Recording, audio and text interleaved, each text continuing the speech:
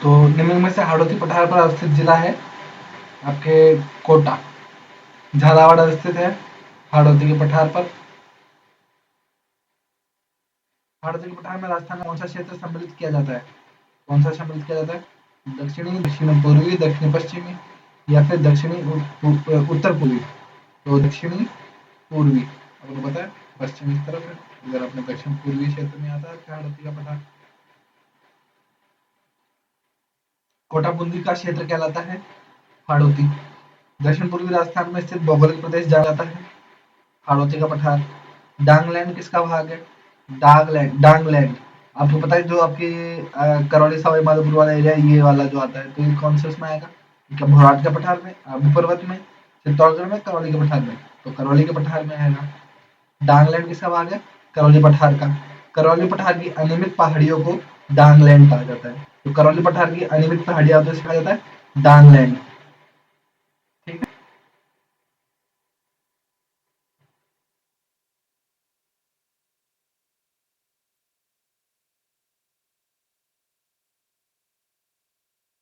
छप्पन का मैदान राजस्थान के किस भाग में स्थित है? तो अपन ने पढ़ा था छप्पन का मैदान किधर है?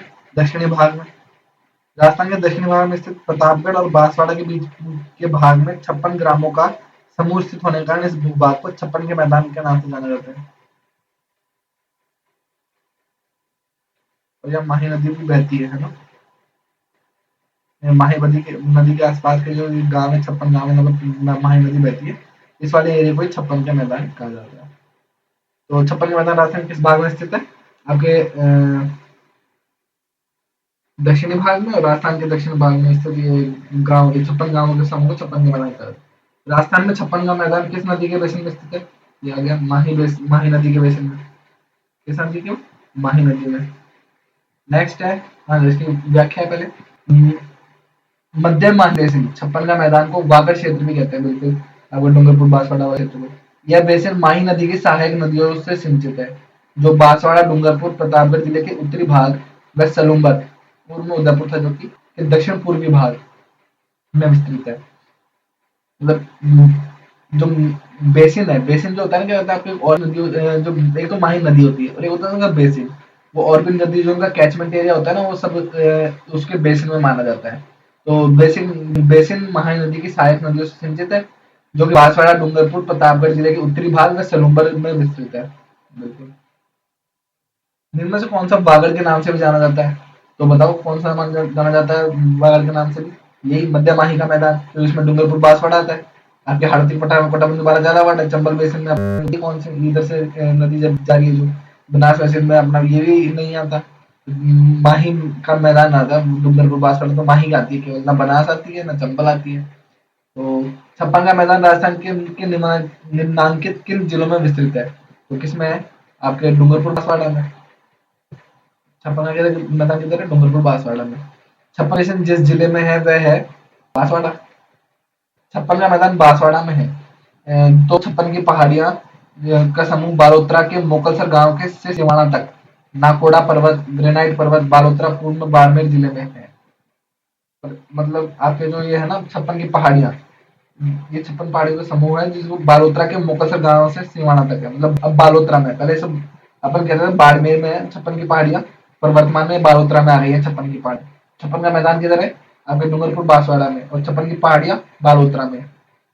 बालोतरा के भी मोकलसर गांव से सिवाना तक है। सिवाना जालौर के अंदर है, आपको बताओ तो नाकोड़ा पर्वत या ग्रेनाइट पर्वत बालोतरा में जिले में है। नाकोड़ा पर्वत या ग्रेनाइट पर्वत ये किधर है? बालोतरा में।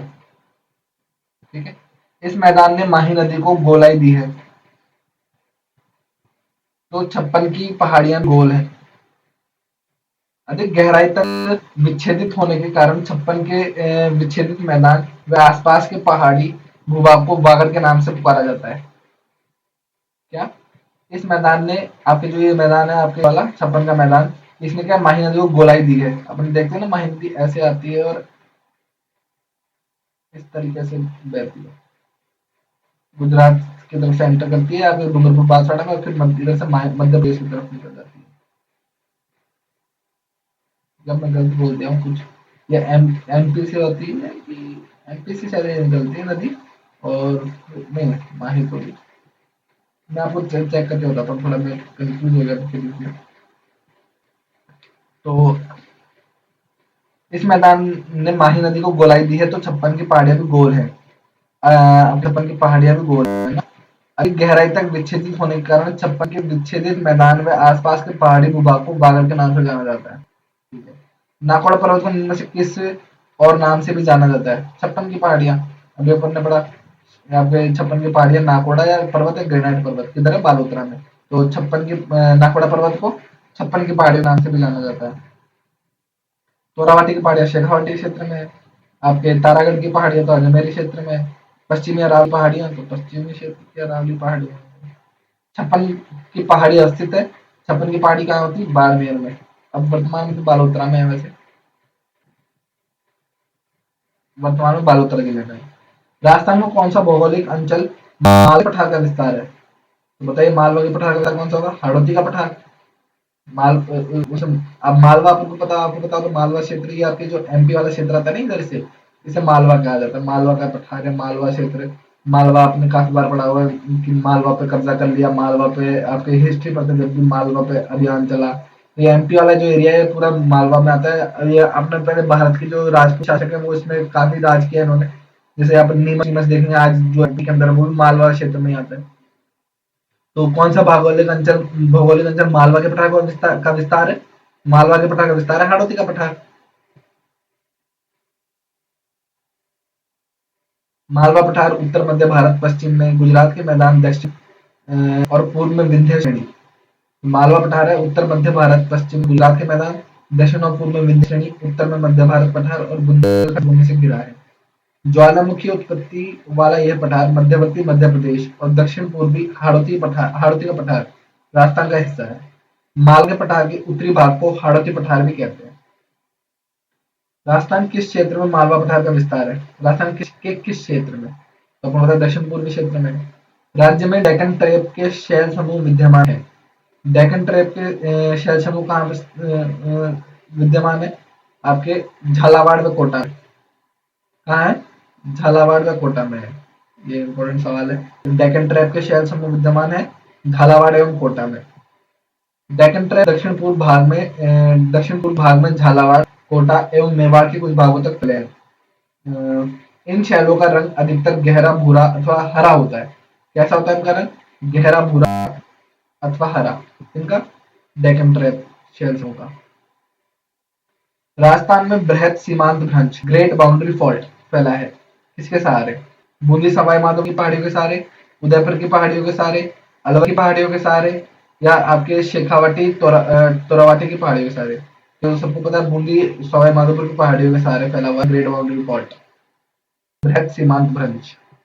इसके बूंदी सवाई माधोपुर की पहाड़ियों के किनारे। अरावली व विंध्य पर्वतमाला का मिलन स्थल विशाल बृहद सीमा भ्रंश कहलाता है। राज्य के दक्षिण पूर्वी भाग से विशाल सीमा भ्रंश द ग्रेट बाउंड्री फॉल्ट गुजरता है। यह भ्रंश चित्तौड़गढ़ के बेंगू, सतूर, बूंदी, उत्तरी कोटा में स्पष्ट दृष्टिगत होता है तथा पुनः सवाई माधोपुर और धौलपुर में इसे देखा जा सकता है। ये आपके इस तरफ से होते हुए कहाँ से? चित्तौड़ के बेंगू से सतूर, बूंदी, चित्तौड़, बूंदी, कोटा, यहाँ से दृष्टिगत होता है तथा पुनः सवाई माधोपुर और धौलपुर जिलों में इसे देखा जा सकता है। इस तरीके से ये आगे बढ़ता है। तो बूंदी और सवाई माधोपुर की पहाड़ियों से ये आगे बढ़ता है। बृहत महान सीमा भ्रंश राजस्थान के किस भाग में है? तो बताइए किस भाग में है आपके? उत्तर पूर्वी, दक्षिण पूर्वी, आपके उत्तर पश्चिम या दक्षिण पश्चिम? तो अपन ने देखा दक्षिण पूर्वी में। ये पूर्व क्षेत्र में अपने ये आपके बूंदी बूंदी वाला है और दक्षिण से दक्षिण पूर्वी क्षेत्र में आपकी बढ़ रहा है। इसके बाद महान सीमा भ्रंश डैश में से नहीं गुजरता है। बताइए, मैं बता आपको। कोटा, उदयपुर, सवाई माधोपुर, धौलपुर। तो सवाई माधोपुर और कोटा में तो हमने देख लिया। धौलपुर में हमने देखा कि धौलपुर में दृष्टिगत होता है। कहाँ नहीं गुजरता है? उदयपुर से नहीं गुजरता है। मलानी आग्नेय शैल समूह के कारण पनपा है। बताइए मालानी आग्नेय शैल समूह के कारण क्या पनपा है? देखिए मालानी जो है आपकी किस आग्नेय शैल समूह, मालानी क्षेत्र अपन देखते तो मालानी की तरफ है आपके जालौर की तरफ। मालानी बाड़मेर जालौर की तरफ होती है। वहां पे मालानी किस्म की आपके आग्नेय शैल समूह भी भी है वहां पर। तो उसके कारण क्या पनपा है, तो वहां पे क्या प्राप्त होता है आपके जालौर क्षेत्र में, मकराना संगमरमर भी होता है इसको, पर ज्यादातर जालौर का ग्रेनाइट जो है वो आपके मालानी आग्नेय शैल समूह के कारण, क्योंकि ये आप पढ़ेंगे ना जब ये इग्नेस रॉक के कारण आपके जो है ना ग्रेनाइट ग्रेनाइट, और जो संगमरमर है वो आपके इग्नेस रॉक से नहीं बनते हैं। मालानी आग्नेय शैल समूह मुख्यतः जालौर एवं सिवाना बालोतरा में ग्रेनाइट तथा ज्वालामुखी रायोलाइट्स चट्टानों का निर्माण करते हैं। यह पहाड़ियां गुंबदकार या इंसलबर्ग के रूप में पाई जाती हैं। इन स्थलों के आधार पर जालौर सांचौर में ग्रेनाइट उद्योग खूब पनपा है। ठीक है, तो सिवाना बालोतरा, अब सिवाना बालोतरा में आ गया, पहले बाड़मेर में था।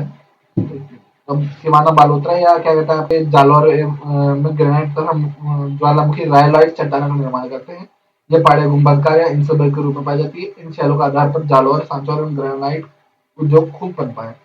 जालौर सिवाना की पहाड़ियां बनी है, किससे बनी है? जालौर ग्रेनाइट तथा रायोलाइट से। जालौर ग्रेनाइट से निर्मित पहाड़ियां होती हैं, गुंबदाकार होती है, कैसी होती है? गुंबदाकार या हेक्टलबर्ग कहा जाता है उन्हें।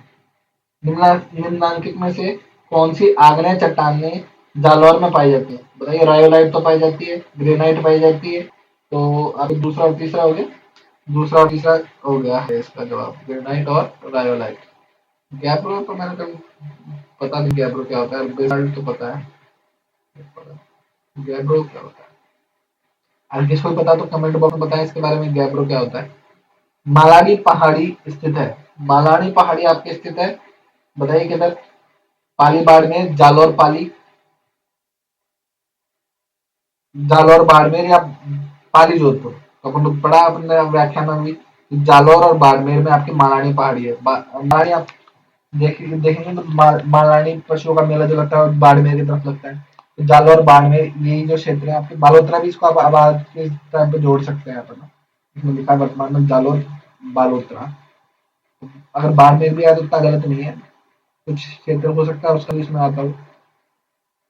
तो वर्तमान में जालौर बालोतरा जिले में मालानी पहाड़ियां हैं।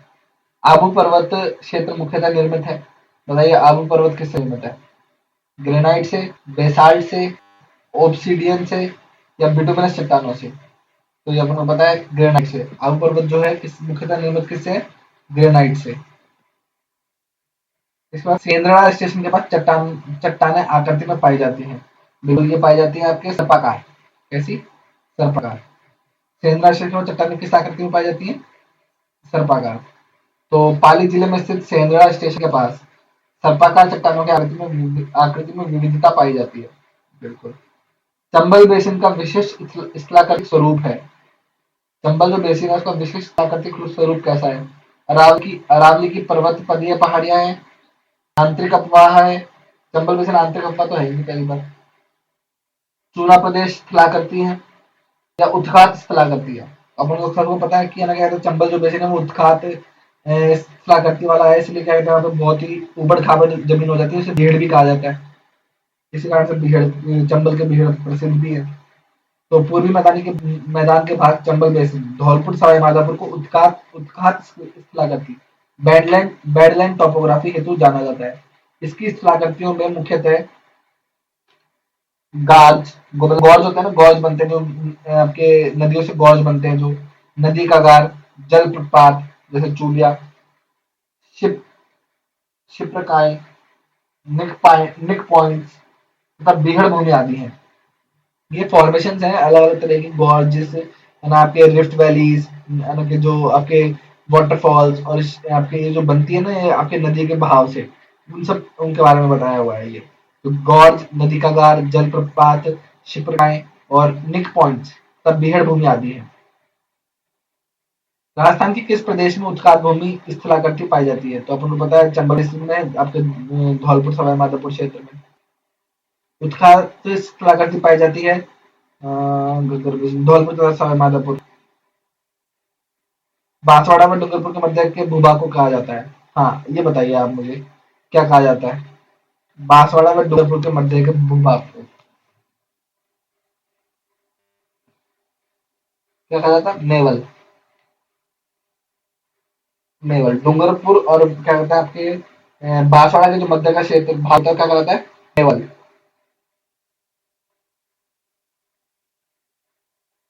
बांसवाड़ा में डूंगरपुर के मध्य का क्षेत्र मेवल। ठीक है।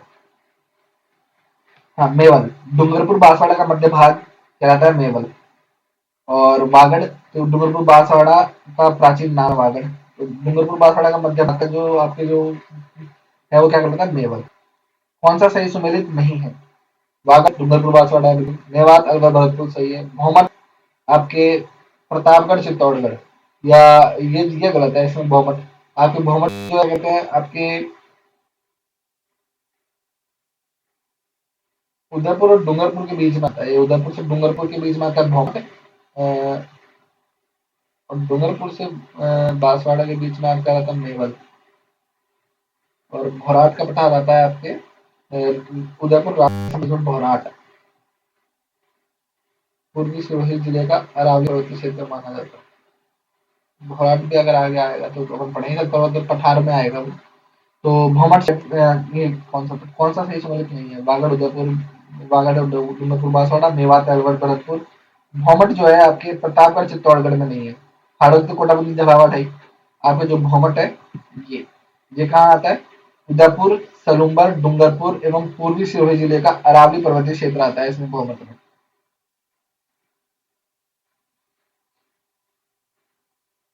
मतलब आप देखें तो ये अरावली क्षेत्र में आ रहा है। इसमें जो अपन देखते थे इधर से, तो ये वाला क्षेत्र जो ये वाला है ना, ये इसमें आता है भौमट।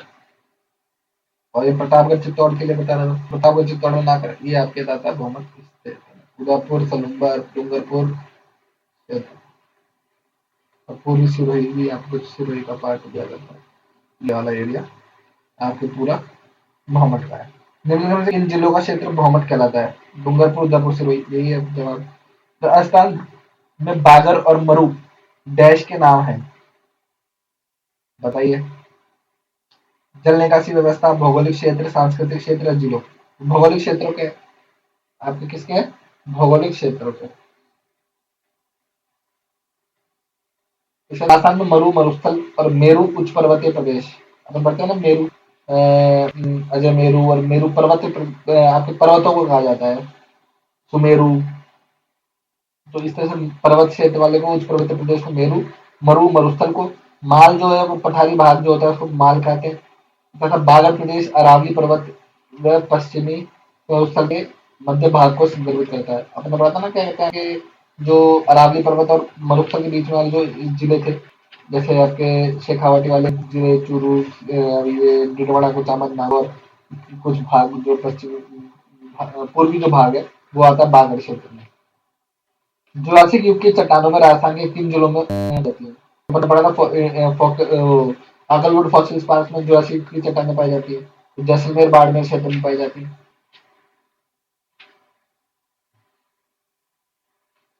किसमें पाई जाती है? जैसलमेर व बाड़मेर में। ये आ गया महाकल्प आ गया, ये मीसोजोइक एरा एरा है ये वो मैंने पहले भी कहा था जियोलॉजिकल टाइम स्केल की बात है, इसमें जियोलॉजिकल टाइम स्केल में आपके आता है। ये मीसोजोइक एरा में आता है और जुरासिक युग में आता है।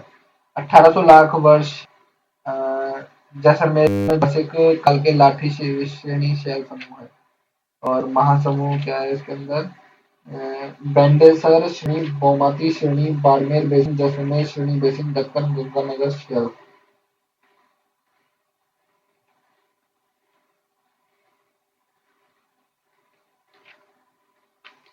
क्या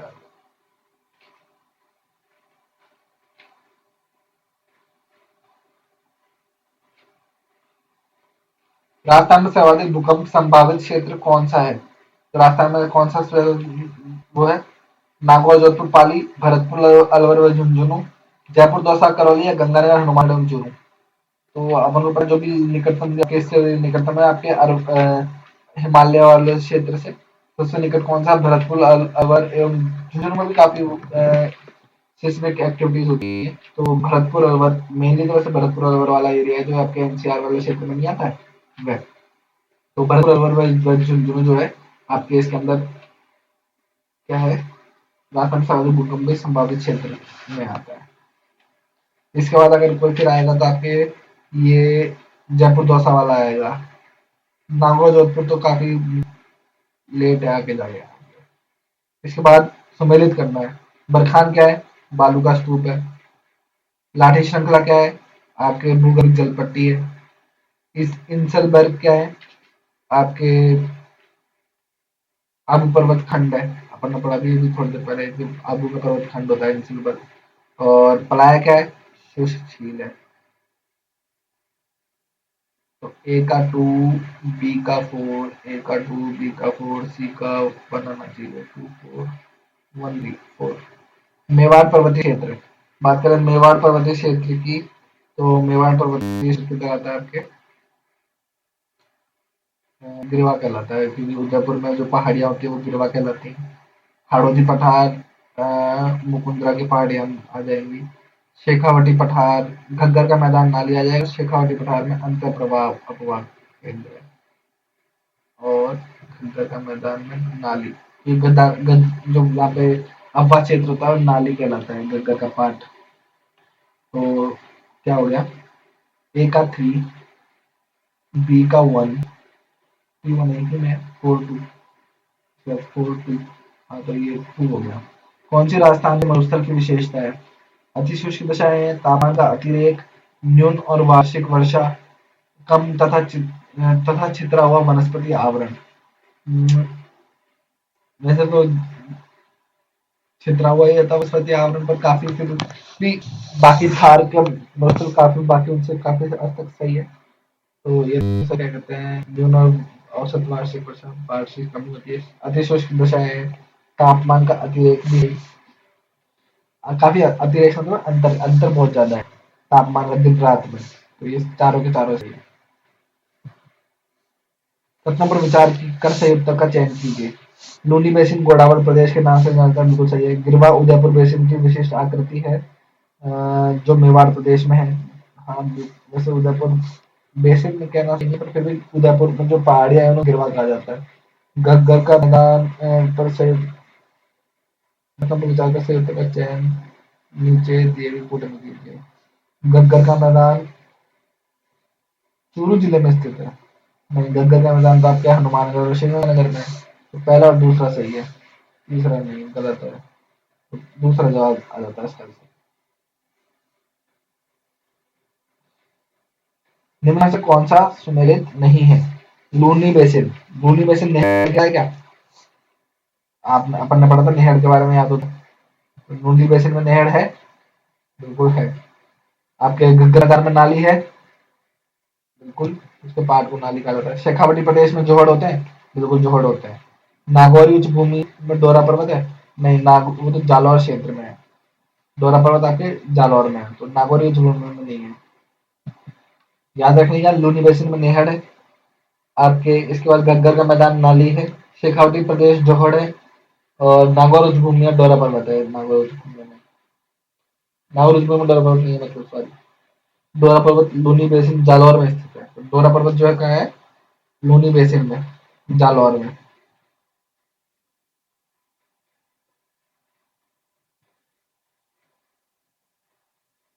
निम्न में से कौन सा पूर्वी मैदानों का भाग नहीं है? तो पूर्वी मैदानों का भाग कौन नहीं है? माउंट आबू तो बिल्कुल ही नहीं हो सकता। माउंट आबू नहीं है, पर्वत है वो तो। हाल ही में जैसलमेर के निकट वैज्ञानिकों ने दुनिया का सबसे पुराना शाकाहारी डायनासोर का जीवाश्म ढूंढा है। वह जीवाश्म लगभग कितने वर्ष पुराना है? कितने वर्ष पुराना है? लगभग आपके 16.7 करोड़ वर्ष पुराना। कितना? 16.7 करोड़ वर्ष पुराना। ये लेटेस्ट 2024 में आया हुआ सवाल है। 16.7 करोड़ वर्ष पुराना है। जैसलमेर के जेठवाई क्षेत्र में सबसे प्राचीन शाकाहारी डायनासोर थोरोसोरस की नई प्रजाति के अवशेष मिले हैं। 167 मिलियन वर्ष पुराना। आईआईटी रुड़की और जीएसआई ने शाकाहारी डाइक्रोओसोराइड थोरोपोडस डायनासोर के सबसे पुराने जीवाश्म अवशेषों की खोज की है। इसे थोरोसोरस इंडिकस नाम दिया गया है। नेक्स्ट सवाल है, सापेक्षिक दृष्टि से राजस्थान के निम्न भू आकृतिक प्रदेशों का भाग जो अस्पष्ट अधर प्रवाह का क्षेत्र है।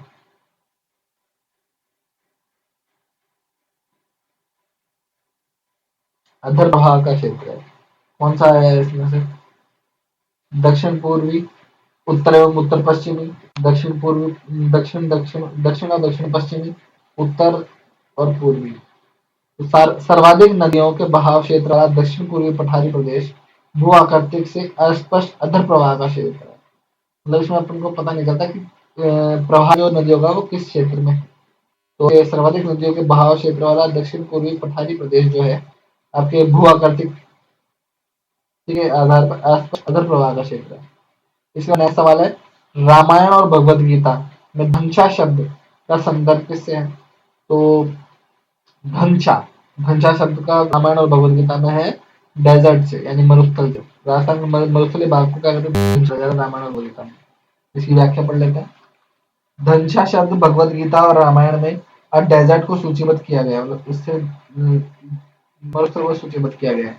रामायण में राजस्थान को धूम्रकुलय कहा गया है। क्या कहा गया है? धूम्रकुलय।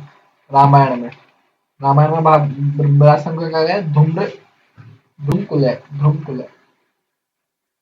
उत्तर पूर्वी राजस्थान को मेवात की संज्ञा हाँ सर्वप्रथम फारसी लेखक द्वारा दी गई थी। वह फारसी लेखक कौन था? हम्म, ये काफी अच्छा सवाल आया, 2025 में आया हुआ है। तो मेवात की संज्ञा सर्वप्रथम फारसी लेखक द्वारा दी गई थी, और ये फारसी लेखक कौन था? अल बरूनी। ये इम्पोर्टेंट सवाल हो जाता है, याद रखना कि मेवात की संज्ञा किसने दी थी, वह कौन कौन सा लेखक है? अल बरूनी, अल बरूनी। राजस्थान में अरावली क्षेत्र की विशेषताओं की पहचान है। अरावली पर्वत को आड़ा वाला पहाड़ भी कहा जाता है। आड़ा वाला पहाड़ इसको बूंदी में कहा जाता है। ठीक है। तो आड़ा वाला पहाड़ पर बूंदी में जो है वो अरावली में आता है क्या?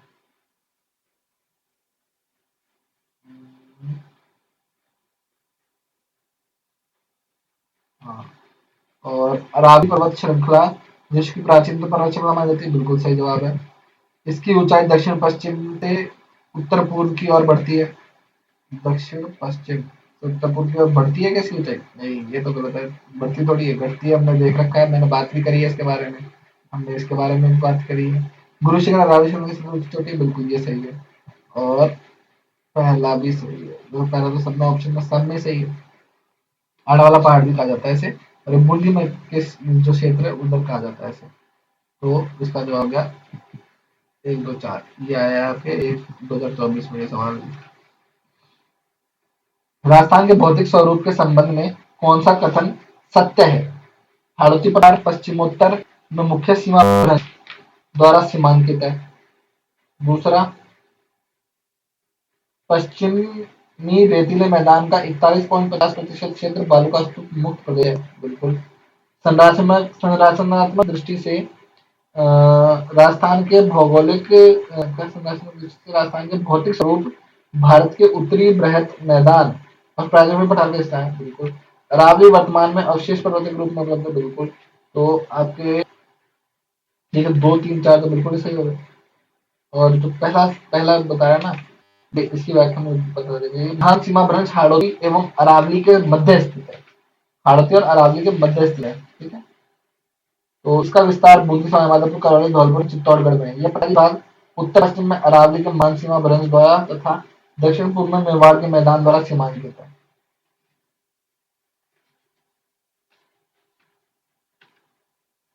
महान सीमा भ्रंश राजस्थान के किस जिले में स्थित है? अपन ने पहले ही पढ़ लिया है।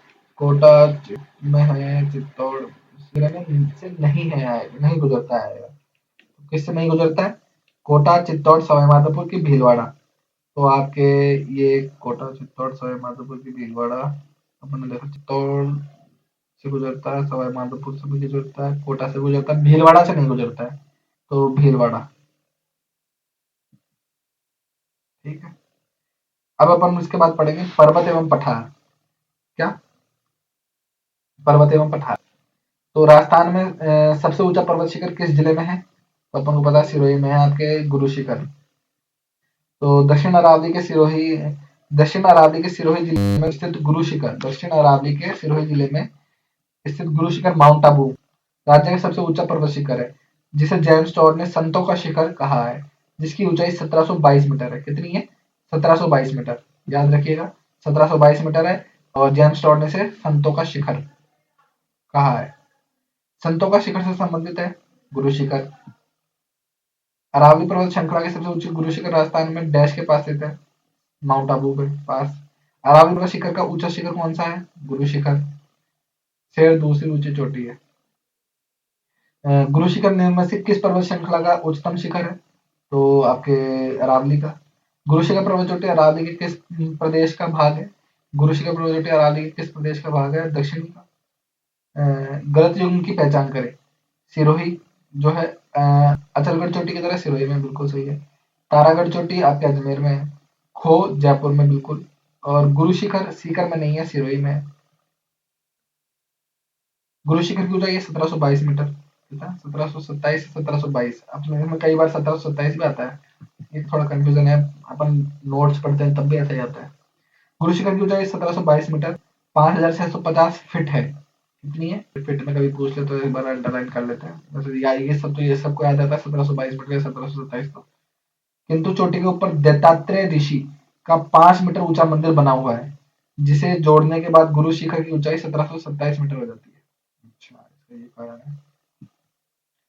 1727 होने का कारण क्या है? दत्तात्रेय ऋषि का 5 मीटर ऊंचा मंदिर बना हुआ है, जिसे जोड़ने के बाद गुरु शिखर की ऊंचाई 1727 मीटर हो जाती है, अन्यथा 1722 मीटर है।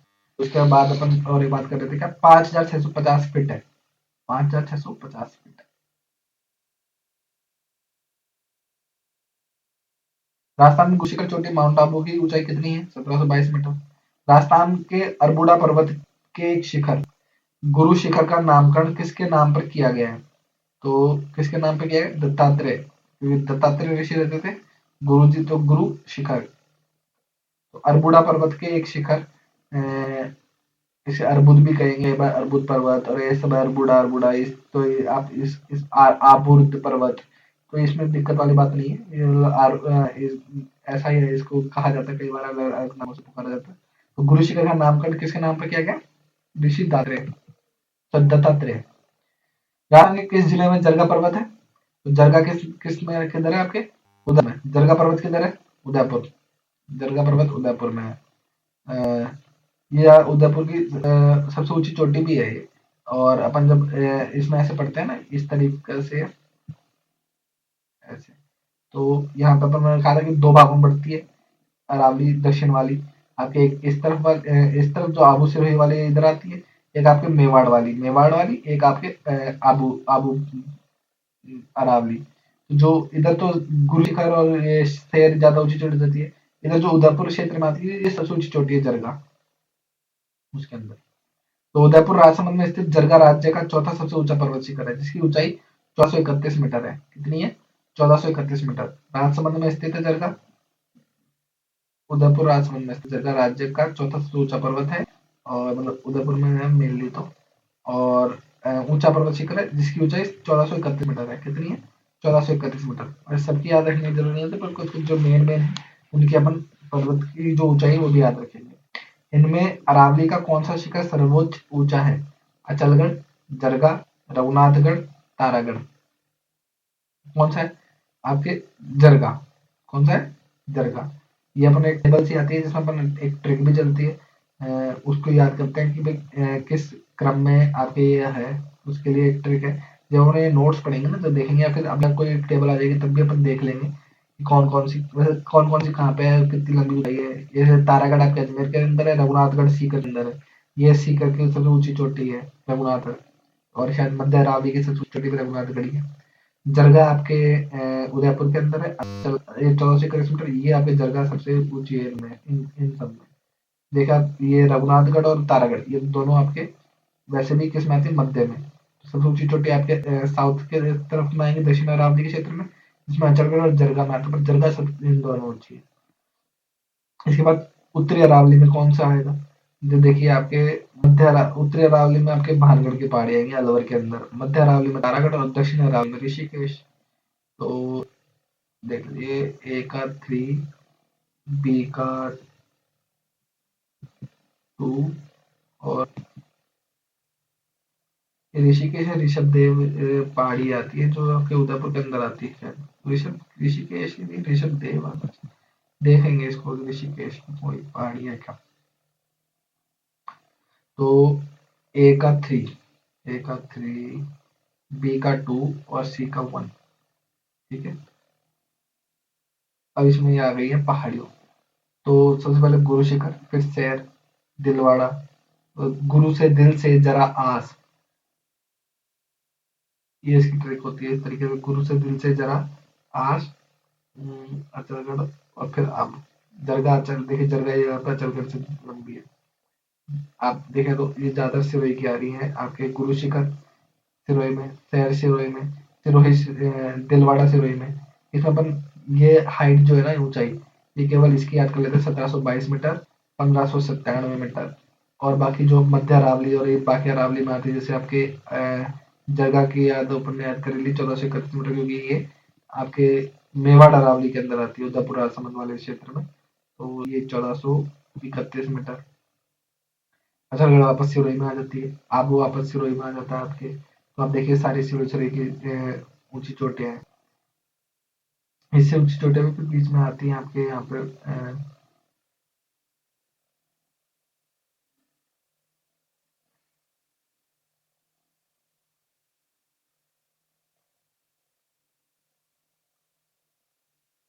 जयराज, जयराज पहाड़ी, धोनिया पहाड़ी उदयपुर में, कुंभलगढ़ राजसमंद में। ये आप एक बार खुद बैठ के एक बार ढंग से याद कर ले। मध्य अरावली की चोटियां टोडगढ़ है, गोरमजी है, मोरमजी है, जो ब्यावर के अंदर आ गई। पहले अजमेर में ही कहते थे, फिर ब्यावर में कहने लगे। तारागढ़ अजमेर में, नाग पहाड़ अजमेर में, रघुनाथगढ़ सीकर, मालखेत सीकर, लोहारगढ़ झुंझुनू, भोजगढ़ सीकर, खोजापुर, भरत अलवर, बाबाई जयपुर, बरवाड़ा जयपुर, बाबई झुंझुनू, बिलाली कोटपुतली बहरोड, मनोहरपुरा जयपुर, धौसी झुंझुनू, बैराट कोटपुतली बहरोड, सरिस्का अलवर, सिरावास अलवर, भानगढ़ अलवर, जयगढ़ जयपुर, नाहरगढ़ जयपुर, बालागढ़ अलवर। ये इसकी हाइट के अनुसार इन्होंने जमाया हुआ है उत्तरी अरावली को। और ये आपके दक्षिणी अरावली है पूरी। दक्षिण अरावली में कौन कौन से पर्वत है। देखिए ऋषभ देव, तो मैं बोल रहा ऋषभ देव आपको उदयपुर के अंदर है। ऋषिकेश कौन सी पहाड़ी है मेरे को पता नहीं था, ये वैसे ऋषिकेश, ऋषिकेश पहाड़ी है सिरोही के अंदर।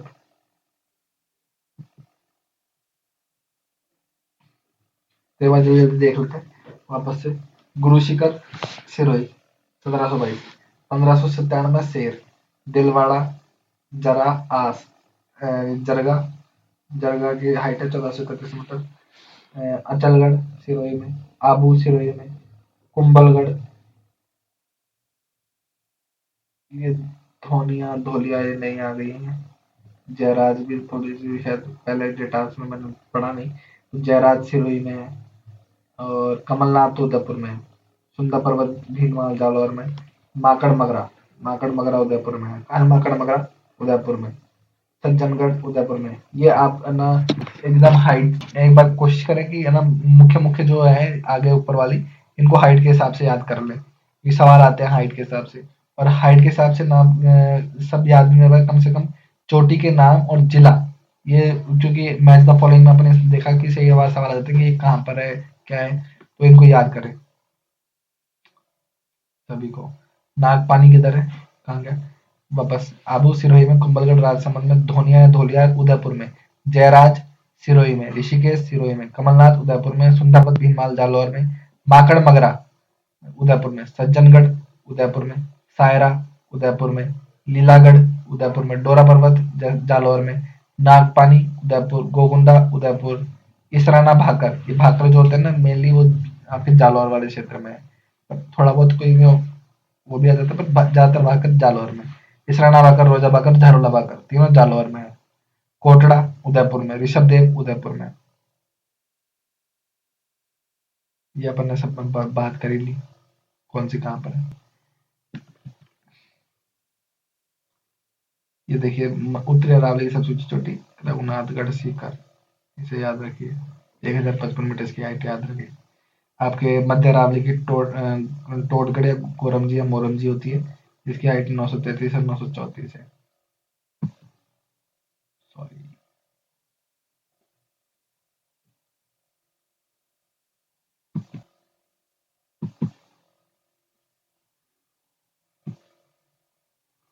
कितनी है? 933 और 934।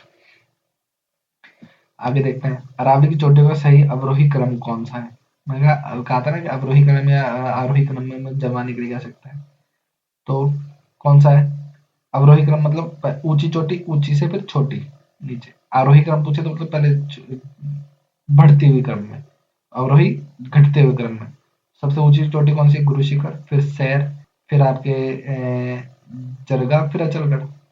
जरगा से, जरगा ऊंची है उदयपुर राजमहल वाली अचलगढ़ से, है ना। गुरु शिखर, सैर, जरगा, अचलगढ़। मध्य अरावली क्षेत्र की सबसे छोटी कौन सी है? अपन ने पहले भी पढ़ा था, कौन सी है?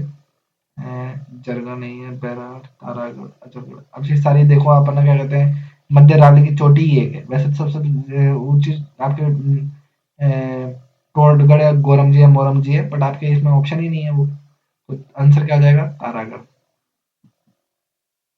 निम्न से कौन सी पर्वत चोटी उत्तरी अरावली में अवस्थित नहीं है? देखिए, सज्जनगढ़ आपके उदयपुर के अंदर, रघुनाथगढ़ सीकर के अंदर है। तो आपकी ये तो आती है। बिलाली जयपुर में है, बरवाड़ा जयपुर में है। बिलाली आपके अलवर में बनी बिलाली। बिलाली कोटपुतली बहरोड में आ गई अब। बिलाली कोटपुतली बहरोड में आ चुकी है। कहाँ आ गई बिलाली? कोटपुतली बहरोड में, घोसी झुंझुनू में है। बैराठ भी कोटपुतली बहरोड में आ गई। बैराठ भी अब जयपुर ना लगा के कोटपुतली बहरोड ही लगाए आगे से, पूछ लिया जाए तो। बरवाड़ा जयपुर में ही है। बाबाई या बाबाई झुंझुनू में है। और एक बबाई भी तो होती है। बाबाई जयपुर में, बबाई झुंझुनू में। बाबाई जयपुर, बबाई झुंझुनू। ठीक है। इसके बाद फिर इनमें कौन सी पर्वत चोटी उत्तरी अरावली में अवस्थित नहीं है? कौन सी नहीं है? सज्जनगढ़। सज्जनगढ़ उदयपुर में है आपके, दक्षिण अरावली में। मालखेत की पहाड़ी किधर है? मालखेत की पहाड़ी आपके सीकर के अंदर है। सीकर में यानी कि उत्तर में, उत्तरी अरावली हो गई। नागपानी कहाँ है? नागपानी अपने उदयपुर में था। नागपानी किधर था? उदयपुर में। तो उदयपुर में हो गई दक्षिणी अरावली। बिलाली, बिलाली अपने था कोटपुतली बहरोड में, यानी कि उत्तरी अरावली हो गई। तो फिर से सीखो भी थ्री। नाग पहाड़ अजमेर में है, तो मध्य अरावली। तो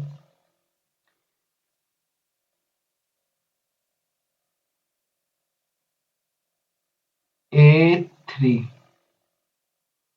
B2, A3, B2, C3, D1, यानी 2 आंसर हो गया।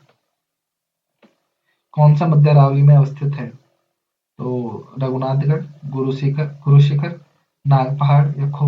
रघुनाथगढ़ सीकर में, गुरु शिखर आपके सिरोही में, नाग पहाड़ आपके अजमेर में, खो आपके जयपुर में, और नाग पहाड़ी आपके क्या कहते हैं, मध्य अरावली में अवस्थित है। अरावली श्रेणी की दूसरी नंबर की ऊंची चोटी कौन सी है? का नाम क्या है? शेर है, अपन ने पढ़ा था। शेर पर्वत चोटी की ऊंचाई क्या है? अपन ने पढ़ा था 1597 मीटर है। 1597 मीटर। सही सुमेरु नहीं है। घग्गर मृत नदी है, हाँ। इसे देश नदी, नट नदी आदि भी कहा जाता है, और इसे प्राचीन सरस्वती भी माना जाता है, तो मृत नदी है। भोराट पठार, हाँ भोराट एक पठार है बिल्कुल। नागपानी, अरावली दर्रा। क्या अरावली दर्रा है? नागपानी नहीं, पहाड़ी है, चोटी है। शेर अरावली चोटी है बिल्कुल, तो तीसरा गलत है। अरावली श्रेणी के दक्षिणी भाग में पर्वतीय चोटी है। अरावली श्रेणी के दक्षिणी भाग में पर्वतीय चोटी कौन सी है? बाई जयपुर में है। बैराठ आपके कोटपुतली बहरोड में आ गया वर्तमान में। डोरा आपके जालौर में है। रघुनाथगढ़ आपके अरावली में है। रघुनाथगढ़ सीकर में, डोरा जालौर में है। तो दक्षिणी भाग में माना कि उसको जाए, सबसे ज्यादा डोरा को माना जा सकता है। अरावली की अब जालौर में भी है ना ये। अब चलो वो तो अलग हुआ नहीं, सच और तो बड़ी करते हैं। अरावली का की सर्वोच्च पर्वत चोटी निम्नलिखित में से कौन सी है?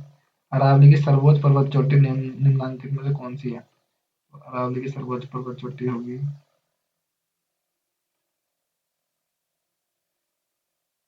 शेर होगी, जब गुरु शिखर नहीं है तो। निम्न में से अरावली का सर्वोच्च शिखर कौन सा है? बताइए, इनमें से कौन सा होगा? कुंभलगढ़, सज्जनगढ़, अचलगढ़, तारागढ़। तो अचलगढ़ है।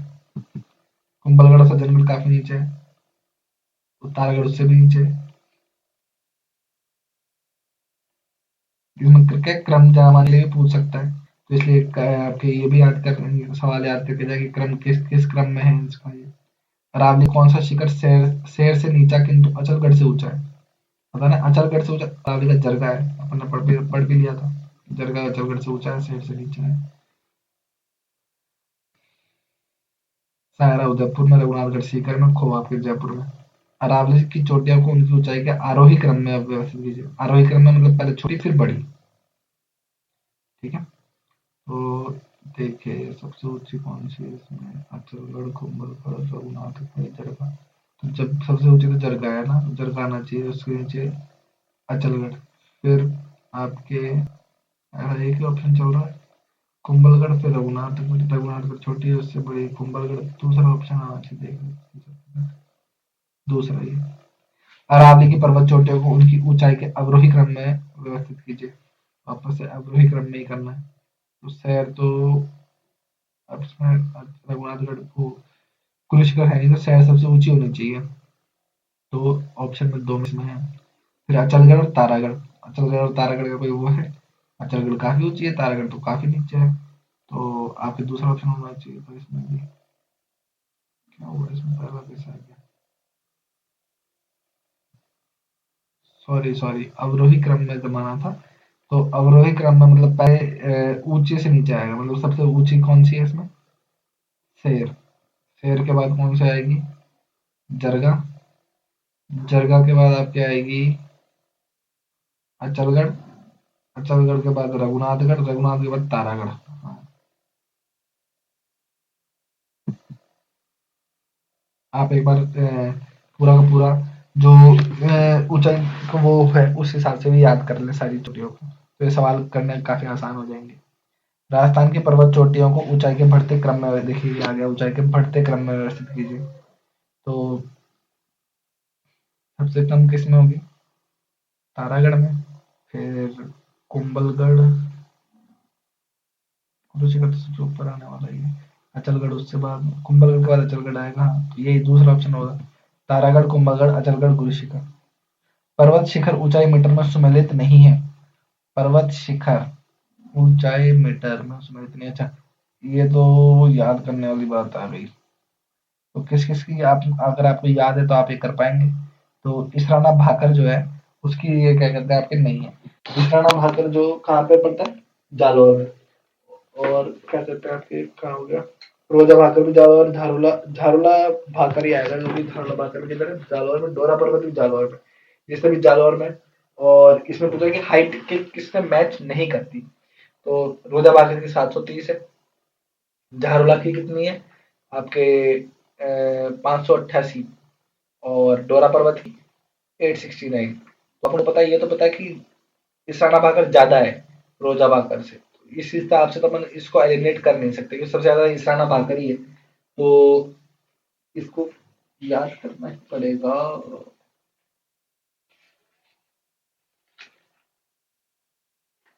इस वाले सवाल में अपन याद करना पड़ेगा, और कोई ऑप्शन दिख नहीं रहा कि बिना याद करे काम चल सकता है क्या? हाइट वैसे 839 होता है इसका, कितना? 839। इसराना भाकर की हाइट है 839।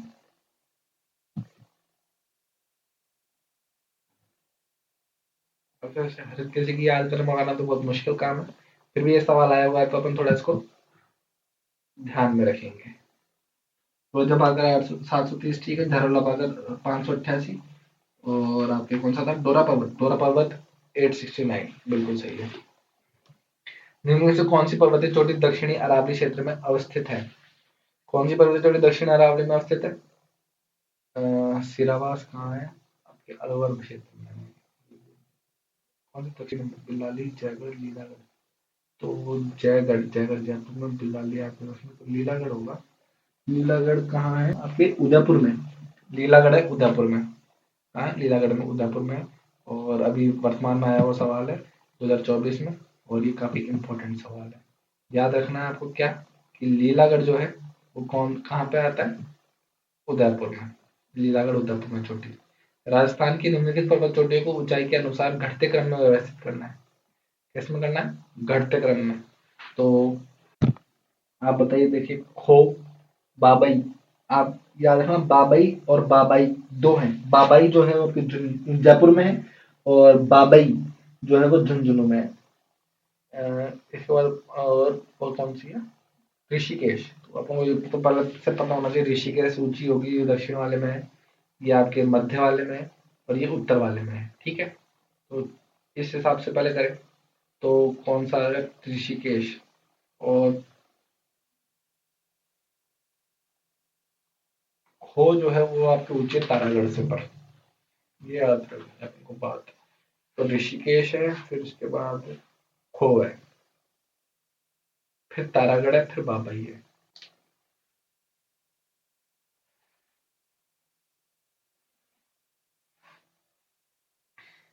इसका आंसर है सेकंड। तो ये सवाल लगते हैं मुश्किल होंगे अगर आप एक बार में सारी की सारी पहाड़ियों के ऑर्डर को याद कर लेंगे तो।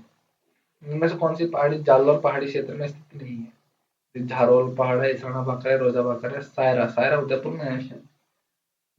सायरा किधर है, सायरा?